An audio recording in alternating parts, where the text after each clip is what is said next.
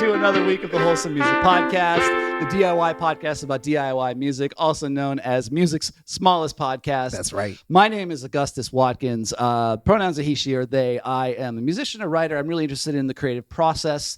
I co-own a record label called Give Take, and I co-own a PR and artist and label services company called Cocaine Opera. I think that's the smoothest I've ever done that intro. I love that. You all heard it here. You got it down pat. I got through it finally. I feel like I muddle through it every week, but that's me. And who are you? My name's Cam LJ. You're here with us at Secret Spot DTLA. We're downtown Los Angeles' co-working space for creatives. My pronouns are he, they, or she, but I'll take any pronouns that you want to call me. You know, you have been locked in with your intro since episode 1.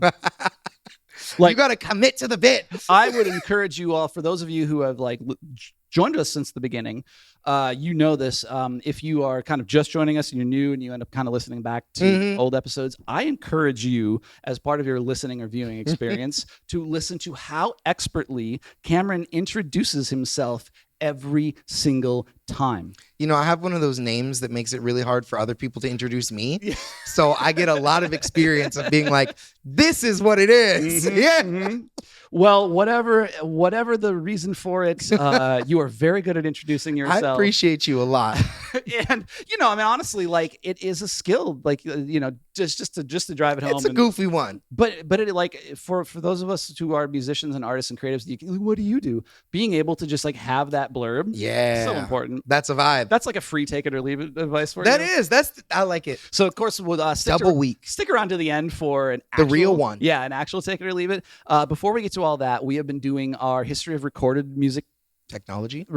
Recording technology. History of recording technology. I like the history of recorded music technology. That's cool too. My goodness. We are on the fourth episode of this.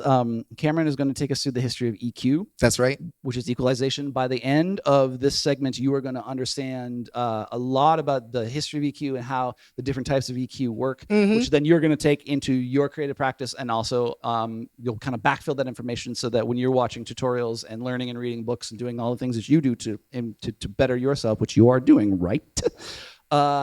You will have that little bit of extra context, which I again, every single week, I learn something, and I learned something this week. I did too. I love it. So after that, we've got some news segments. We've got keeping our knowledge full of heads. We've got some news about Suno. We've got some news about Sony.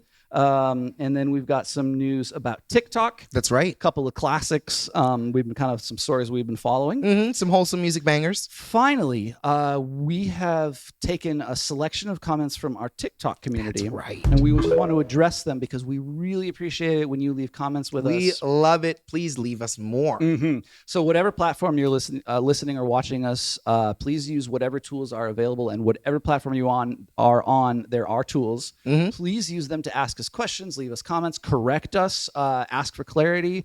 We love doing that. And then shout out to the people who actually do DM. Shout out to King David, who's been actually taking our advice. Yeah. And shout out KD. So we've been kind of following and going through as he does some things for the very first time. He's registering and publishing and doing some things for the very first time. So I know people out there are taking this advice and putting it into action. And we are so grateful that you're doing that. If you're following along in the journey, you have questions, you have ideas, you have things you want us to cover, leave it in the comments below and we will absolutely get to it. And with that, Cameron, I think we're safe to start the episode. I think we should do it.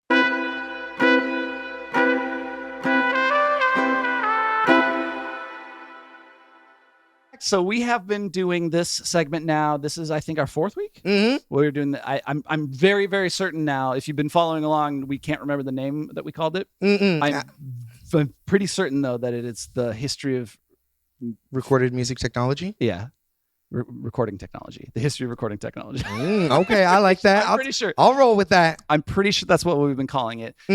So if you are listening to the main or watching the main feed, this is a part of an episode. If you are watching as part of a one-off, please do know that we do have a main feed, which you are welcome to join us and subscribe and hear all of this stuff. And of course, tapped in to go back to all of our previous episodes in which we have talked about the history of mixing and mastering, the history of compression. That's right. And then history of microphones. That's right. So this is number 4. We're doing the history of EQ. Okay.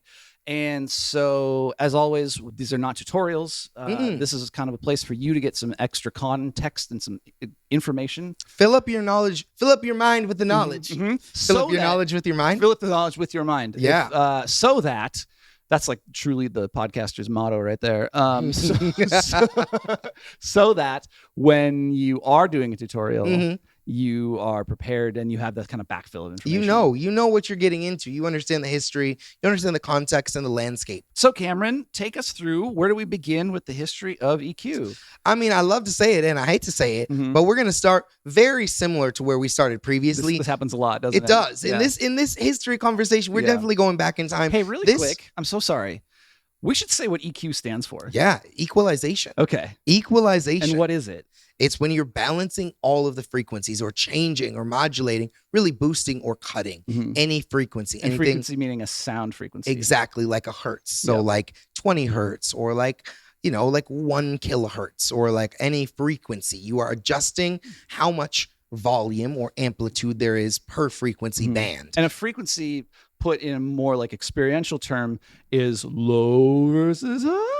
Right? Yeah, absolutely. That's a fantastic way of auditorily visualizing that. Okay, so now that we've established so we're going to use interchangeable equalization in the industry, us pros, we often call it EQ. Yes. So why don't you so now that I've interrupted you, please continue. No, I love that. I think it's so important for us to actually have like a basis of like, what is EQ? Why do I use it? You definitely use it to change the sound. And that's where we're going to start, is when sound started changing, when we started wanting to like manipulate the sounds that we were sending. Can you guess when we're going to start and why they were first using EQs? I would guess, just a guess, it has a military application to avoid to boost the voice that you're trying to send, or maybe even not communications. I should say, let's say it. Communications context, to voice the mid-range for vocals and to eliminate low garbage noise and eliminate high shrills. That's my guess. That's like 99% correct. Okay. It wasn't military, but it was communications. It was the telephone. Sure. Yes. Okay. And because we talked about this a little bit previously, but the reason we were doing these at the time, we're not thinking of a multi-band EQ. We're thinking of a filter. Like essentially what we think of as a notch filter. Yeah. So really getting in and only boosting one specific frequency band. Is this different or the same as like the tone knob on your car stereo, or like sometimes you buy something that's got a tone knob that just goes from low to high? Isn't that kind of an EQ? It depends on the tone knob, but it's a form of EQ. Yeah. You could kind of say that. Yeah. Okay. Yeah, and it's definitely going to depend on the tone knob, but you could anytime you're shifting like the quality, like the quality of the frequencies, boosting or subtracting frequencies. Yeah. Like I'm guessing, because I don't have a car that has a tone knob, but I'm guessing that's kind of what you're doing, is sweeping in within the frequency band and boosting or cutting certain areas. Even when going back to your car stereo, I just realized I never really when you have when you're in your car stereo and you're going to EQ and it's like bass boost, rap, that's absolutely vocals. Yep, that's EQ. That's also EQ. Yeah, those are preset EQs that you're slapping on top, and it's giving you that like boosted low end or like nice shiny highs, like really adjusting your mix. But ideally, as producers, we're controlling this so that our listening audience doesn't have to. Yeah, you're really trying to make a mix that even if it does happen to have that filter put on it, that it's not destroying, distorting, or like convoluting the mix to the point that it's unlistenable or not accurate to what you wanted to originally create. So what year was it? Going back to the history of it. Yes.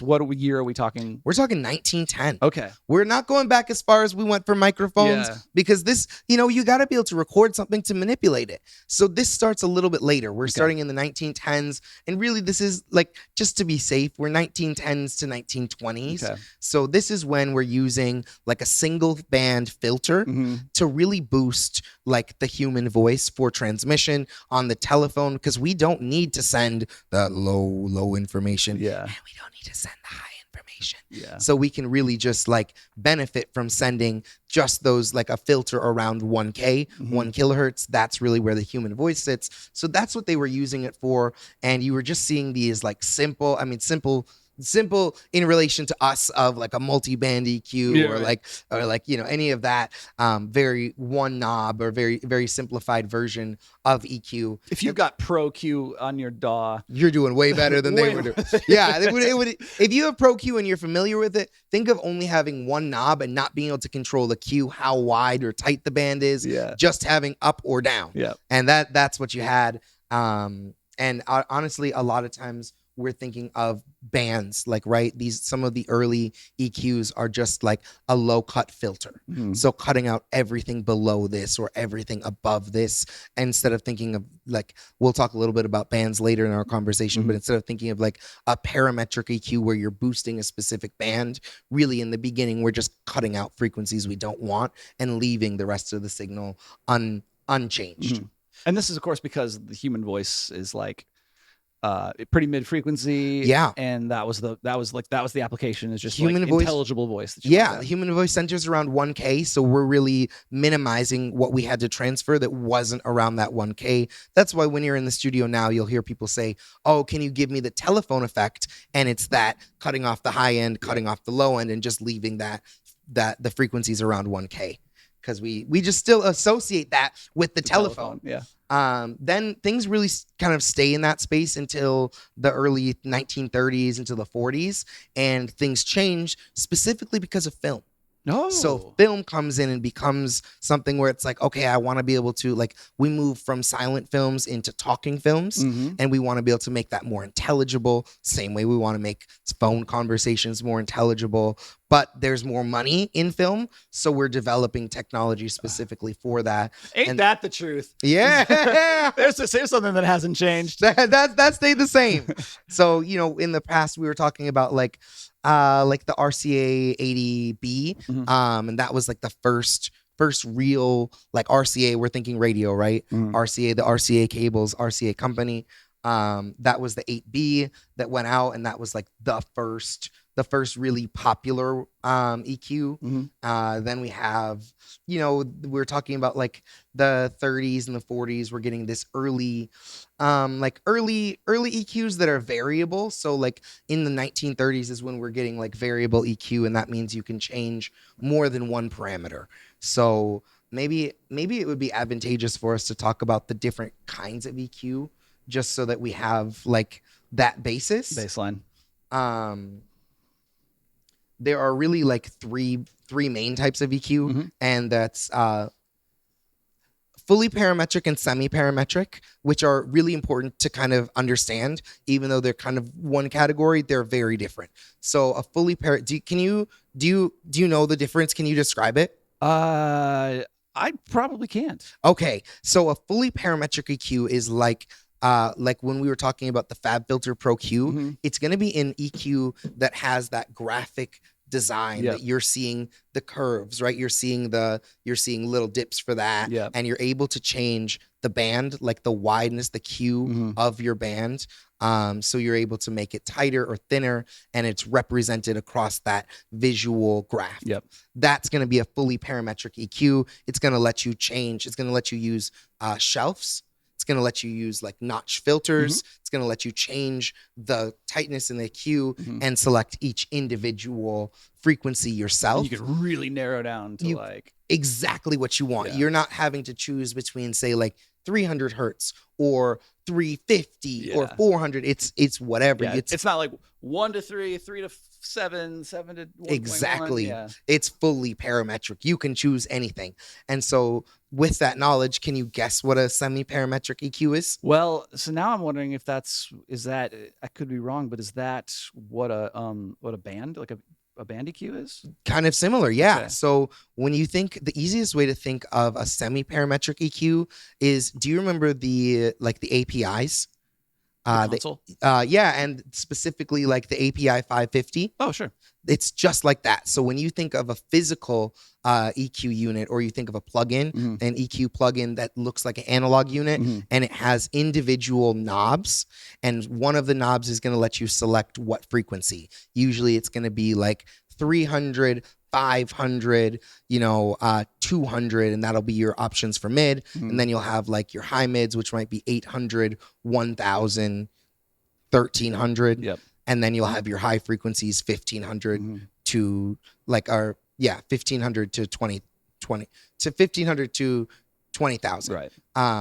So then you'll have your individually addressable areas, Mhm. and you can choose how much you want to boost each So one. usually they have 2 knobs only. Yes. So if it's so the difference is not whether it's graphic or not. The difference is whether or not there's cue control. Exactly. Okay. Yeah, exactly. And like you will not have that cue control on. You might have like the option of wide or tight. Yeah. But you're not going to have like individual control over that with a semi-parametric Okay. EQ. Okay. And it's just relevant because those are older, right? Yeah. That's a more classic format. Just doesn't give you as much If you're mixing on control. like an old school soundboard, like Mhm. live mixing, like on a on like a stupid Yamaha console. Yeah, on a classic console. Yeah. Mhm. That'll be most likely what you're using. Semi-parametric. Okay. And the cool thing about that, just to note, is like those are usually the frequencies they selected are frequencies you're going to use a lot. Yep. So it's a little easier. Some people think it's restrictive or hard to use, but it's actually a little bit simpler once you get into it. Yep. Because everything's already pre-selected for you. It's kind of already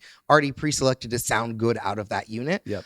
Then we have one more kind of area to cover, and that's graphic EQ. Okay. Can you guess what the graphic EQ looks like? Well, the graphic EQ, that I know that's Yes. that's like a for those of you who are listening, you might want to actually switch over to the video for this. Yes. But I'll try to describe it. So that's like where you have sliders Yes. that represent each a frequency band, Mhm. and it's just a slider that goes up or down, which Yes. is to boost or reduce. Boost or cut. Yeah. Exactly. And so that's a graphic EQ. Really, there's a fourth category, but it's not as it applies to everything, which is shelves. Oh. So then you could have a high shelf or a low shelf. You could have a shelf cut where you're cutting out all of the frequencies below a certain point, or a shelf boost where you're boosting all the frequencies above a certain point, and you can visualize actual shelf going up. Let's clear up one misconception, or like something that even to this day trips me up. Yes. Tell me, Cameron, what is a high pass filter?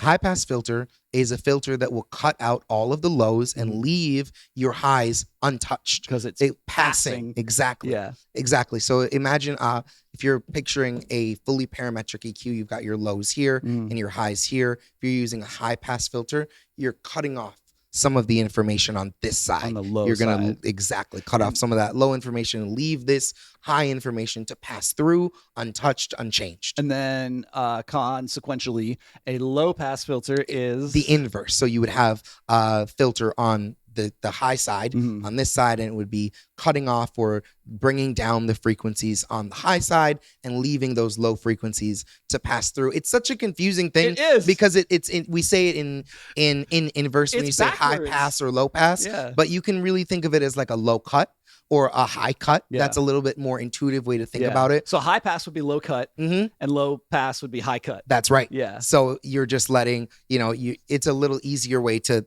process that same information.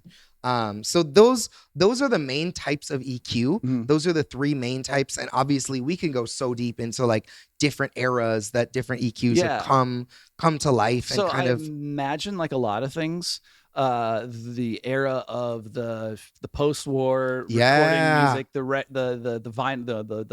beginning of the vinyl era, like where music is really being physically distributed en masse. The mass distribution era is when this technology, I'm just guessing, starts to really come into its own. Yeah, the 40s and 50s are when we see EQ move into the music space, into studios on like a large scale. Like we've gotten, the 30s were getting variable, so now we can adjust more than one frequency. By the 40s and 50s, now we have parametric EQs, we have full band EQs, so graphic EQs where you can select exactly what you want to do and use it more creatively versus, like in the early 1900s, we're using it just as like a focus, just as like a little thing. It isn't as creative as it gets into the 40s and 50s, but in that time, that's when we're getting like, we're getting people like Bill Putnam. We're getting Universal Audios entering this space. This is going through like Frank Sinatra, Nat King Cole,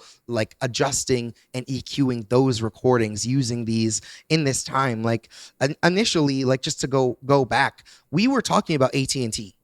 We were talking Yeah. about like AT&T and them just like making sure that we could like if you're sending the full frequency, like if you're sending 20 hertz to 20 kilohertz, it's more information, Right. costs them more money. So they can save money by only sending the information around 1K. Obviously, we get way forward, and now we're in like the 40s and 50s where we're using all these different kinds of EQs in multiple different environments, not just in a tech environment, but in a studio environment in a as well. musical application. Yeah. Purely for technology and like so that you're not blowing out speakers. But really, like, after the 50s and 60s, there are refinements in EQ, but we're not seeing like massive change. Right. EQ wasn't something where it was like, oh, we needed to like, where we're going to keep seeing you definitely, we can talk about like digital, the introduction of plugins and emulation and like analog emulation for EQs and like how analog or how other like hardware units will impart a sound on your sound. But even before you EQ it, like you'll see some people like put certain EQs in their like Pultec or other EQs you can put into your signal, and even without EQing, all of the analog is giving you a new sound. So it's reshaping the sound. But for the most part, within like the technology, the hardware, that's kind of we're talking like 1910 through 1960, and that kind of brings it up to scale. Yeah, really. Like we touched briefly in our compression one about multiband compression, which we said at the time was sort of a combination between EQ That's and right. multiband and EQ and compression, which is basically that you are, now that you understand like EQ is about different frequencies, you can understand that multiband compression is compressing specific frequencies. Exactly. And then you can choose which frequencies you want to work with, maybe leave some untouched. You can definitely like also adjust with your like attack and release time so that you can really sculpt each frequency and how they're working. So to learn more about that, go back to our segment on compression. That kind of, I think, just to wrap us up, I think to put a nice bow. So I'm thinking now, really, we've kind of given you a pretty decent signal chain, right? Yeah. we've given you microphones. We've given you compression. That's right. We've given you EQ. So I think just to kind of put a bow on the EQ conversation. Yeah. Do you like to EQ before compression or after? EQ before compression. EQ before compression. So EQ is, I think that's pretty solid advice. If you EQ after compression, you are losing the value of like exaggerating your EQ moves. So whatever you compress is going to be exaggerated, right? You're going to hear more of it. It's going to be like usually louder, which means you're hearing more of it. So it doesn't make sense to compress frequencies that you're just going to take away. Yeah. It's better in your opinion, and I think I agree as well, to cut out the frequencies you don't want first, and then compress what remains. Yes. Yeah. Compress the things that you want so that you're not trying to remove them later, so that you're not bringing in more. And I think this conversation is most valuable when we're talking about subtractive. Yeah. Because I don't see anything wrong with doing your subtractive EQ first, then having your compressor. Then maybe you've got some other plugins, and maybe there's something you want to do, something you want to boost. You can add that at the end of your chain. Maybe you're using like a nice, very pleasing EQ to maybe bring back some frequencies or to like boost something at the end of your chain. But generally, EQ, then compression. Okay. I think that is a really nice way to sum that up. I love it. So we're going to continue on this. We are. We've got a couple more, at least one more that we're going to do next week, possibly more depending on how the research goes. Yes. So if you are in the main feed, stick around. We've got plenty more coming. If you are listening to this or watching this as a separate thing, thank you for joining us. This has been the Wholesome Music Podcast, and find our main feed and like and subscribe, because we're doing this all the time.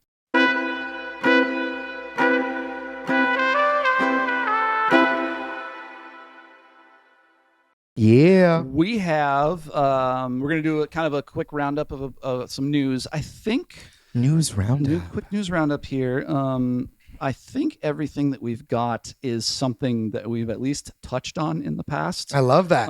So some reoccurring characters for the Wholesome Music Podcast. Yeah, this really is. I wanted to highlight a open letter from Music Technology Policy.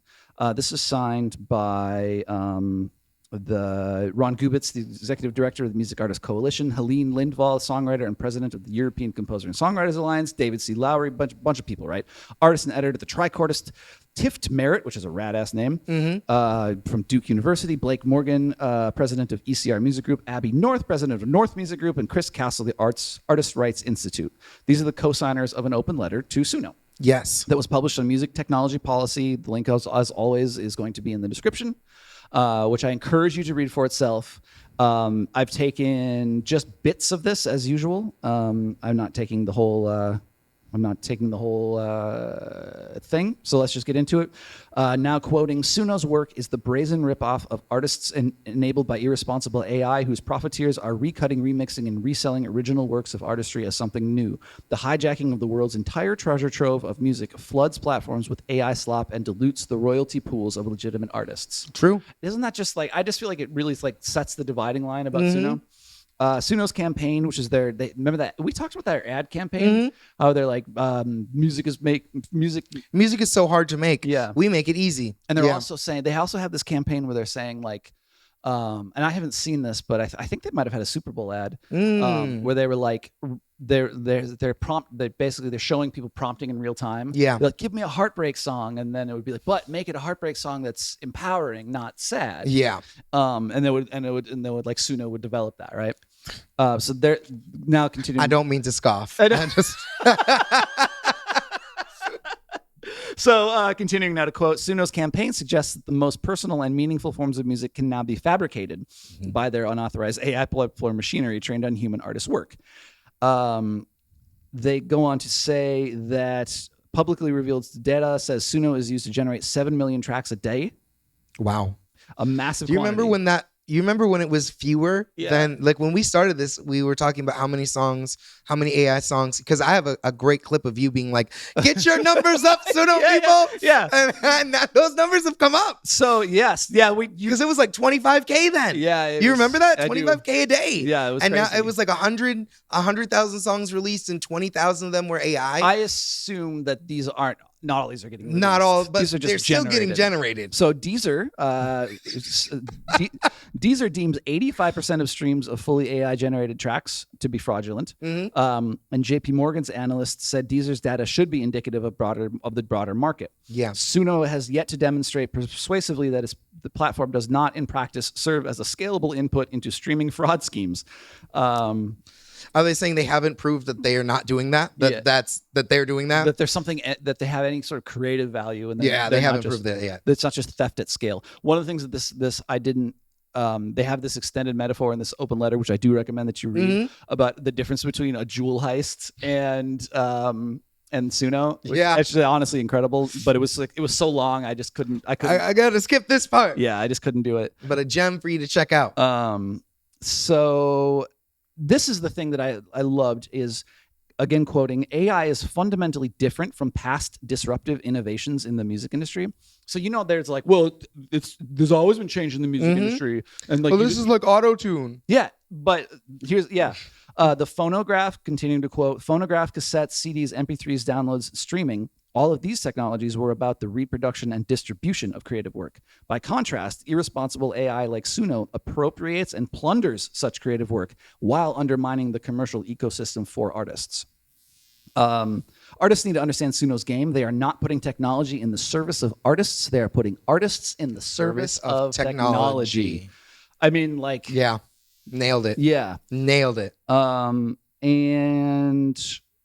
So they close by saying all AI platforms are not the same, and Suno, which is being sued for copyright infringement, is not a platform artists should trust. Yeah. I mean, is there anything more to say? Love it, right? I love it. Yeah, they really laid out laid out a really strong, pretty unassailable, in my opinion, critique. On Music Business Worldwide, there's another open letter.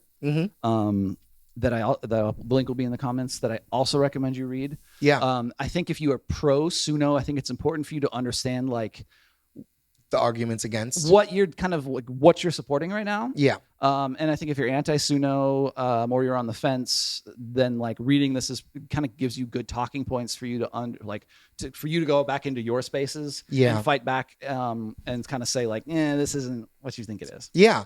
I think just to deep dive into that, I think it's interesting because we've had a number of people come to the aux court and perform AI music. Mm-hmm. And I think it's interesting. I actually want to stop you right there. Mm-hmm. We have not had a number of people, the 99.9% of the people who come and join us. Oh, yeah. No.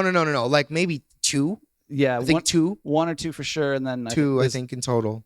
2.5 if you consider there's one person who's kind of doing mixed stuff. Yeah. But like a small handful of people who've done this, which I thought was interesting. Like personally, I think as a producer, if I were coming with something that was AI, I'd feel embarrassed to share. I would too. I would feel embarrassed, but I thought it was interesting to observe and to see people's reaction, to see people to see how they're relating to their AI music. Yeah. That was interesting. Like I noticed there is like some embarrassment. I think some people, defensiveness. Yes. I think we're probably thinking of the same guy who was like, yo, I use AI. Mm-hmm. I don't care what you say. Fuck what you heard. Yeah. Like, I'm a creative director. He called himself. He equated his work on AI to creative direction. Yeah. And then said, I don't fucking care. This is what I like to do. And he was proud of his work. And I will say, just like fully transparent, it wasn't bad. It wasn't bad. No, it was interesting. It's like a different process. It's a different kind of creation.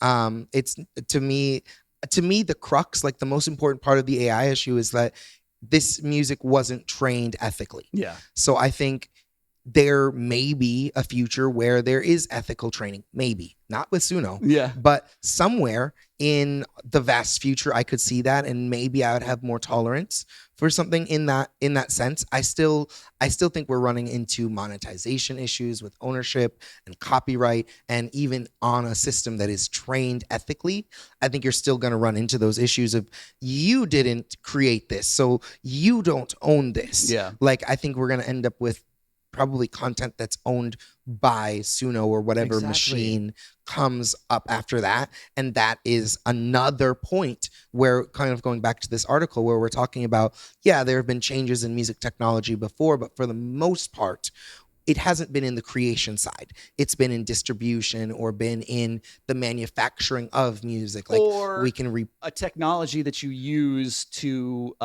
in a technology that you use in your workflow. Yeah. But you are still using it. Yeah. Like I think autotune is a really good analog for this, is a really good comparison, because I think people were like, oh, now you don't need to sing anymore. Okay. Now people we should put, autotune and Melodyne together. Yeah. So, but like I think during that era there was definitely like a feeling of like, oh, you're using autotune, so you're not a singer. Yeah. I think the important thing that I think you brought up about like the copyright is like none of the autotune, Melodyne, the graphic EQ, the MP3, Napster, none of these and I do want to bring the Napster player piano. Yes, exactly. None of these technologies were ever a discussion about whether you as the creator actually created it or not.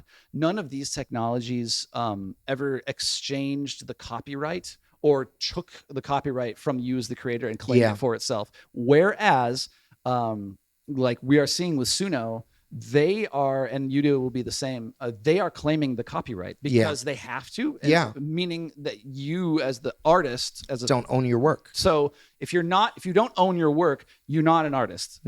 No. Right. Or if you think you are an artist, but you're not a commercially viable artist. No, that's you true might too. Still be able to claim yourself as an artistic person. You're still artsy, but like you don't own the material you make. Yeah. You're more of like a subcontractor. You're more of a creative subcontractor for this company. So is that so ask yourself, AI fans, and we are going to actually touch on AI in our next story, and also we're going to touch on AI in our next segment. That's right. Ask yourself, AI fans, if you want to live in a world where we are outsourcing the very production of art away from human beings into the hands of a 2 to 5 enormously wealthy tech corporations who have no personal or emotional link to the work that they're doing. Yeah, that's a very bleak future to look at. And I think, I mean, it'll be curious to see. I think like I was having this discussion with someone who was not in the music industry, and we were talking about like,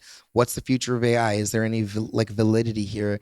And I think, and this guy was a doctor, so coming at from a whole different perspective, but I think there will be AI in the future, but I don't know that it's going to be the generative large language models we use today. I think we might be, and maybe I'm totally off here, but we might be in this kind of stopgap period where like we find things that are valuable, hopefully that aren't like making art or like singing, you know, that aren't like creative, but like maybe we find use cases for this technology and ways to like train ethically to then pay people whose music has been used or whose content has been trained on, period, whether that's authors of music or writers or any kind of any format.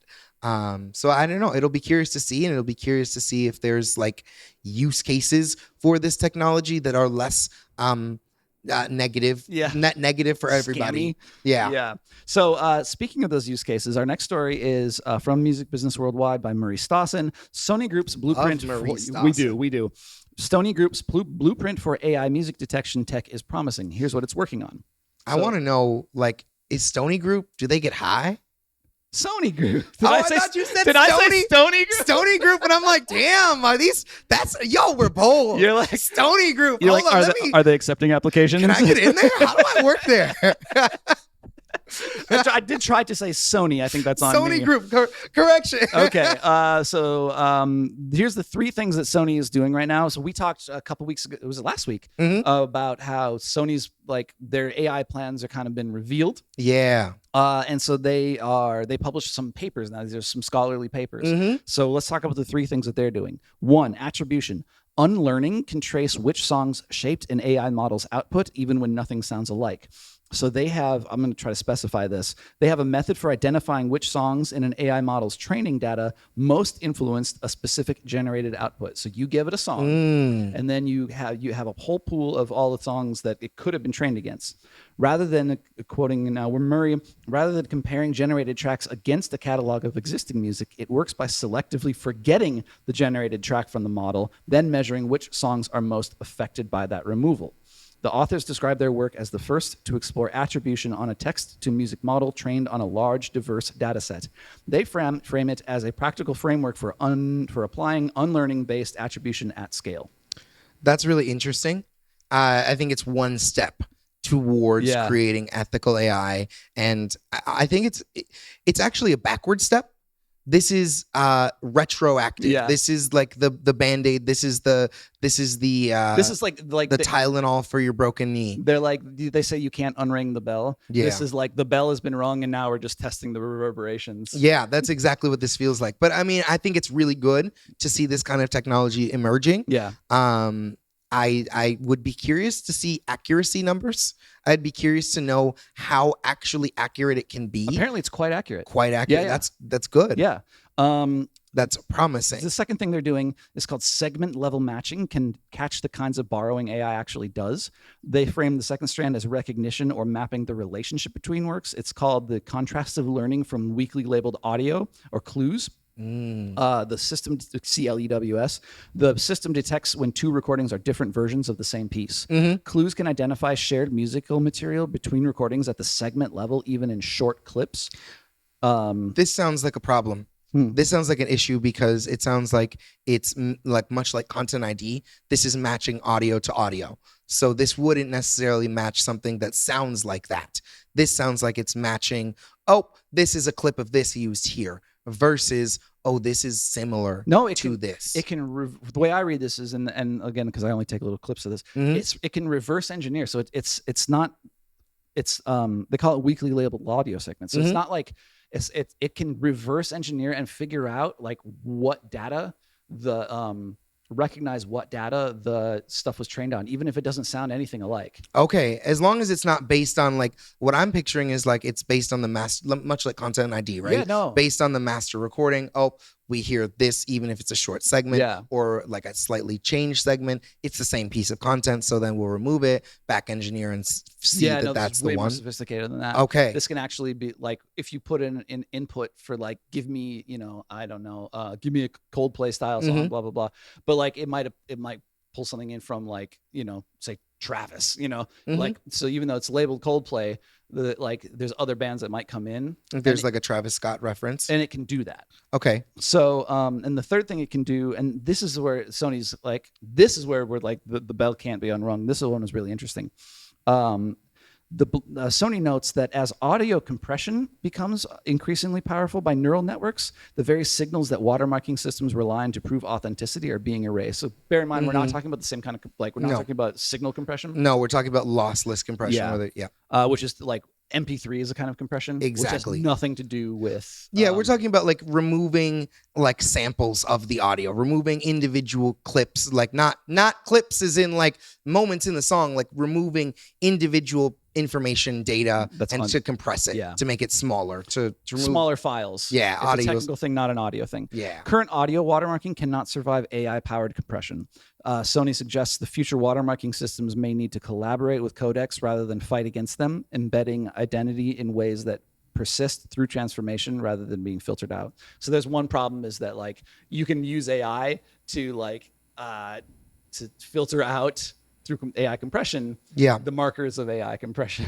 So, that's going to be, that's the one challenge. Real quick, let's hit this last one. TikTok is changing how music artists get paid in 2026. In a good way or a bad way? In a good way. Oh, I love to see that. I know, right? So traditionally, look at Oracle out here doing something not terrible. Traditionally, I didn't know this. Traditionally, TikTok only paid for the initial use of a song in a video. Yes. Once that video was created, additional views did not trigger additional payouts, no matter how many times the video was watched. So the video could reach 1 billion views and you'd only get paid for once. Exactly. That's crazy to me. So the new payout will be generated when a video spawns. The new video will be played every time a clip gets paid. Okay, played. So if a single clip goes viral, each view would now be counted instead of just the original creation. So now a viral video can generate royalties based on total views, not just its existence. That's huge. So this has been one of the biggest detractors to TikTok versus YouTube. And I'm very team YouTube, but I think that this is really, really cool. YouTube has been a standard for monetization for all creators and has done a really good job with that. And TikTok is just, they had the creator fund for a while, the TikTok creator fund, and have been working on building a system for monetization, which I think is pivotal for a platform to succeed. And I'm excited to see this. This is really, really exciting. I totally agree with you there. Nothing really to add. Really, really great. So they say this is going to kick off this year, sometime in summer 2026, as a potential changeover window. TikTok has declined to publicly comment on the reported changes. This, by the way, is from an Instagram account, and I'm sorry I didn't save the name of the Instagram account, but as always, links will be in our description. That's right. Okay, so we're going to change over, and we've got a brand new segment we're going to introduce. That's right. Okay.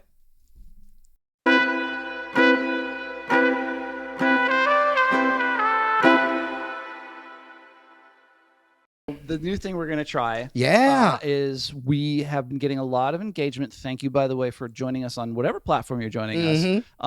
The comments have been really like fiery on TikTok. And so, and then TikTok, of course, has this feature where you can reply to messages with a post. So if you leave us a comment, we're going to, we might select it. We're going to take a look at it. And have a look. I do read all the comments.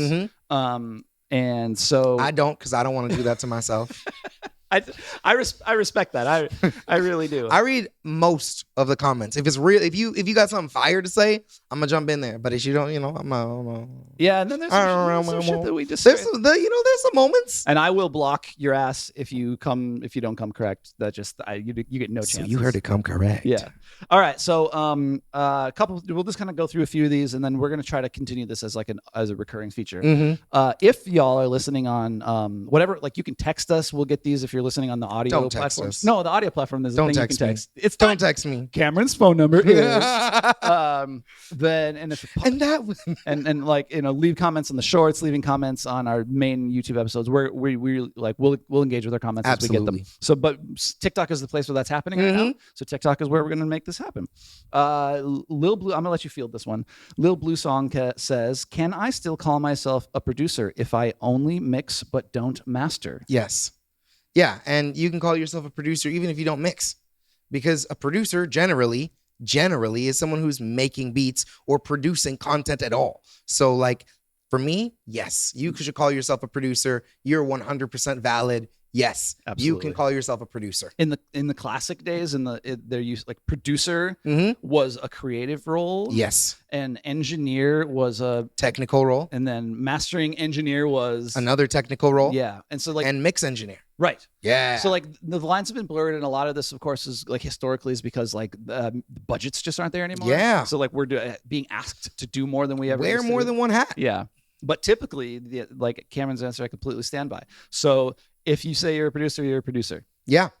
Master Rich says, we were talking about your music isn't going to sound right. Yeah. So the comment is, sound right to who? According to whose standards? Interesting. I have a take on this too, but I'll... give it to me. Okay. So here's the thing is like, yes, obviously all of it sounds right to who. If it sounds right to you, it's right. Yeah. Period. Full stop. Mm-hmm. That being said, there are trends, standards. They're not rules, but your listeners are trained to hear things in a certain way. Yeah. If you listen to a ton of very highly produced, very modern, top 40, big budget productions, and if that's the kind of music you make, I should say, if that's the kind of music you make and that's who you want to target, but your production standards aren't up to snuff compared to what these big houses are putting out, the fans who you are hoping are going to appreciate that, they're the casual fans, not the musicians, just people who are just like, hey, bro, I heard a song. Let me hear it. They're gonna subconsciously reject your work based on the quality difference, because to them it doesn't sound, and they won't be able to say why. So like, yeah, there's no standards, you're right, but at the same time, don't dismiss that as saying like, if you don't care, you don't care. You're making music for yourself. You're making music for yourself. More power to you. But if you're like making rock music and you want to you want to reach a rock audience, but your music doesn't sound sonically the way that audience is used to hearing music, they will subconsciously turn off and they won't care. And your song could be banger, but they'll just do that. And I'm sorry that it sucks that they'll do that, but they will. So when we're talking about like, your music won't sound as good. Like if you don't care, you don't care. But if you do care, it really matters, and that's why you need to learn these tools like compression and EQ, so that you're doing things kind of, it's not correct, but you're doing things to the expected standard of the audience you want to reach. Yeah, I would agree with that. I would say, no, this is music, this is art. There's no right and wrong. However, in the space of commercial music, like you said, there are things that are going to be expectations. And this isn't to say you can't do these things artistically. You can't, like, everything has a rule, but you can break the rule. Totally. Once you know the rule, you can break the rule. And so I would say like a really good example of wrong is a mix that is wholly clipping. Sure. Like if everything's clipping, it's wrong. Yeah. It doesn't mean you can't get a cool sound from clipping things. Yeah. You can absolutely intentionally clip something and have it sound cool. Right. And have it be intentional. And you take that rule and I like present to you JPEG Mafia. And that shit is horrendous. Yeah. Everything is clipped. Yep. And it's rad. Yeah, that's super cool. So there are these baseline rules that you can use to help you get somewhere. You can learn them, follow them, and then break them. And by the way, the besides like the audience who's going to hear this, if you want to get on playlists, like those gatekeeper kind of people who are curating a playlist, they're a lot of times they're kind of listening for a sound more than they're listening to the content of your music. So if it just doesn't sound like the other stuff on their playlist, even if it's like I wrote this really great goth song and I really want to get on these great goth playlists, but it doesn't sound like the other goth songs. Yeah. You're going to get passed over. That's real. That's 100% real. We talked about should you prioritize mixing or mastering? And you at this time said Mixing. And then we had a number of comments, including from Marty DJ Wiz Peters, who said tracking first, then mix, then master. I 100% agree. 100% agree. Get it right at the source. Anything that you get wrong that you have to correct in the mix is extra work for you, and you're not starting with the best possible source. If the source can be the best possible, that's the best case scenario. And so when you say source, you mean? I mean, hey, I sang it a little flat. Can you do it in Melodyne? Just go back and re-sing it correctly. That way, the source you're singing was better than if I had to go in and pitch correct you or say make, like let's say we were recording and the AC was on. I'd much rather turn the AC off and have you re-record, assuming it's not a recording that you just can't ever replicate. Right. Or like putting the microphone against the amp and taking time to like make sure it sounds right. Yeah. And not just assume we'll just kind of fix that later. Yeah, of course. If you can get it right at the source, like if you can get the source material correct and to the best possible quality, that's always going to yield the best possible results. Having a good room. This is why you want to work in a real studio if you can. We're a lot of DIY people here, but like, this is one of the reasons why like building out a room or going to a existing studio has an advantage to just working in your bedroom. Absolutely. So yeah, start at the source. The source would include the performance as well as the capture of the performance before you get to the mixing stage. Absolutely. Finally, this is a very hot take. City Blue USA. So they say, I think why most people hate about AI is that production and music isn't gatekept for the wealthy anymore. The other people are mad that they can't charge $500 for a vocal or an instrument piece. The hate for AI has more to do with class and accessibility than skill and talent. That sounds like Suno wrote it. That sounds like Suno wrote it. That's wild. Okay, so first of all, do you know a single rich musician? No. No. To suggest that this is a class issue and that the billionaires who are shoving AI down our throat are on the side of the working class musician. That's crazy. Absurd. You know who's getting put out of work is working musicians. Yes. So if you are for the people, you cannot be for the automated technology that enriches billionaires, that it takes away work for the people. That is an insane take. And I do want to highlight one other thing, accessibility. When they talk accessibility, there's this thing that's going around. In my day job, sometimes I do some web development. And so I've been pretty involved in the accessibility on the web. So I do kind of want to claim a modicum of I don't know if expertise is the right word, but I have some experience, professional experience with accessibility. And so like, I'm sorry, but you don't give a shit about accessibility. If you give if the word accessibility hasn't come out of your mouth until you start parroting right-wing talking points, you don't care about accessibility. If you don't care about like working transit systems, if you don't care about like walkability, if you don't care about like equity, and then you can't claim that you suddenly care about accessibility when it comes to music. And I'm sorry, but like there's nothing like it's also like I would say there's a pretty ableist bent in there to be like, oh well, you're disabled, so now Suno is going to fix that for you. Like, I'm sorry, but people of all kinds of ability have always been able to create art. Yes. Yeah. I mean, well, I push back there. I do think art is, if you want to make music professionally, think all artistic pursuits it's easier if you have a lot of money, because you may not make any money from doing it. Yeah. So if you want to subsist from music, there's or any artistic pursuit, whether you want to be a painter, musician, a writer. It's nice to have daddy's money. Exactly. That will provide a safe landing place. That being said, if you want to learn to create, anybody can learn to create. There's two worlds. There is, would you like to make this your full-time career? Yeah. Or would you like to do this and enjoy yourself, or become a pursuer of the craft of? And anybody can become the pursuer of the craft of at any class. Yeah.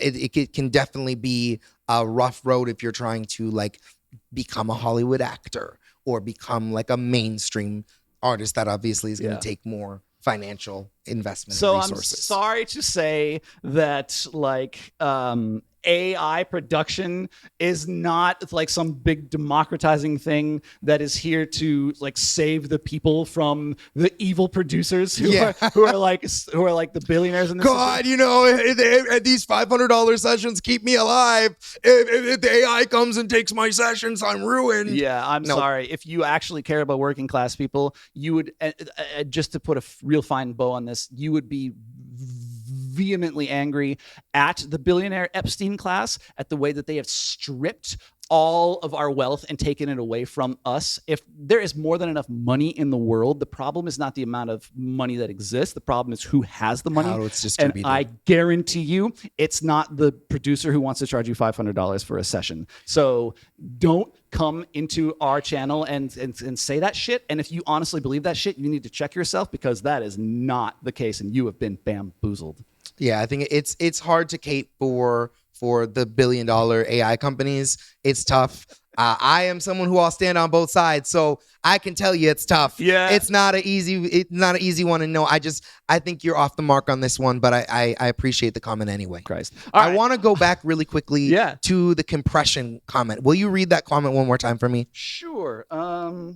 It's like snare and compression. Shouldn't you use a slow attack on a compressor if you're trying to maintain a transient? Fast attack would catch the peak. No? Yes. Actually, to clarify, yes. So if you want like a punchier sound from your snare, that's when you want like a fast attack. So if you want like a really like aggressive sound, then you can do the fast attack. But if you're trying to really maintain the original sound, then yes, then you can go to that slower attack. And that may also, like, you might lose the color of the compressor. And that's, I think, kind of what I was trying to articulate poorly. So if you want to maintain the color of the compressor, you want to drive it harder, you can also like drive your input knob a little harder to achieve that same thing. But yeah, generally, nope. This is correct. Yeah. So like, and a lot of this, like everything comes down to taste and genre and application. Yeah. But yeah, Chandler, you're right. If you want to maintain a transient, then you would want a slower attack. Yeah, if you want to maintain it. So thank you for joining us on our little comment odyssey. We're gonna integrate this more kind of naturally throughout our subsequent episodes. So if you want to get featured on there, if you want us to have some feedback, if you want us to call you out on your bullshit inane AI takes, yes, or just kind of school us on some shit, always leave a comment. We'd love to hear it. This is super fun for us. So please leave us more comments. Let us know your questions in the comments, and we'll do our very best to answer every one of them. And now to close out,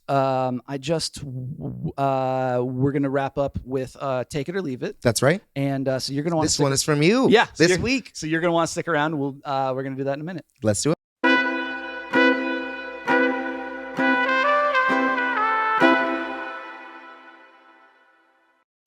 So thank you, as always, for joining us.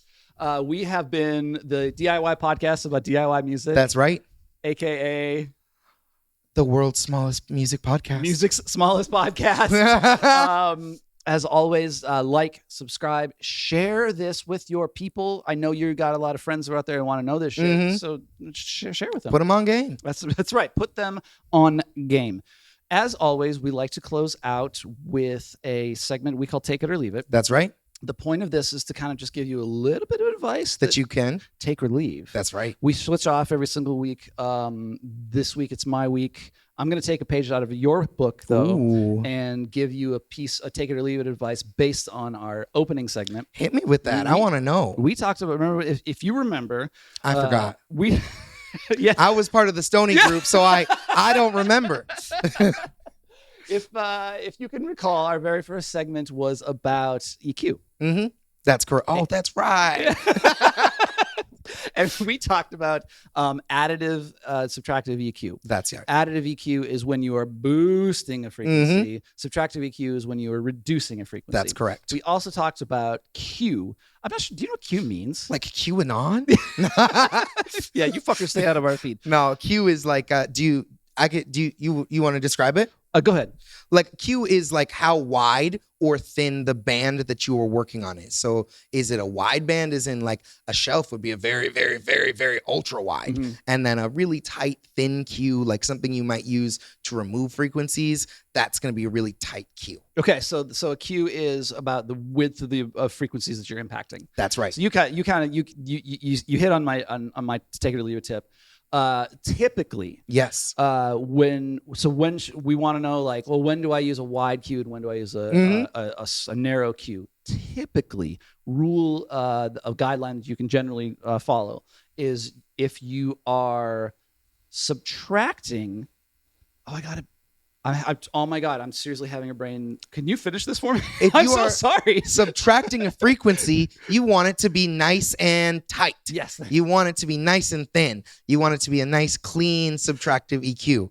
And if you're boosting, that's when you want to boost. You don't want to boost just one narrow frequency. You want to boost along a really wide Q. Do you know why?